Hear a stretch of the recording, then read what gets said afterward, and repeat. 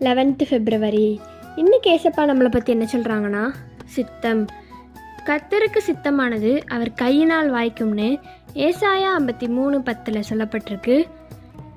ஏசப்பா நம்ம மேலே ஒரு திட்டம், நம்மளை குறித்து ஒரு சித்தம் வச்சுருந்தாங்கன்னா அது கண்டிப்பாக நடக்கும். ஏசப்பாவோட கையால் நடக்கும். குஷ்டரோகி ஏசப்பா கிட்ட உமக்கு சித்தமானால் என்னை சுத்தமாக்கும் அப்படின்னு சொன்னாங்க. அதே மாதிரி ஏசப்பாவோட சித்தத்துக்கு நம்ம ஒப்பு கொடுக்கணும். இந்த நாளில் உங்களுக்கு பிடிச்சது இல்லை, உங்களுக்கு ஆசைப்பட்டது எதுவும் நடக்காமல் இருக்கலாம். ஆனால் ஏசப்பாவோட சுத்தம் உங்கள் மேலே இருந்துச்சுன்னா கண்டிப்பாக அது நடக்கும். ஏசப்பாவோட கையாலே அது வாய்க்கும்னு வசனம் சொல்லியிருக்கு.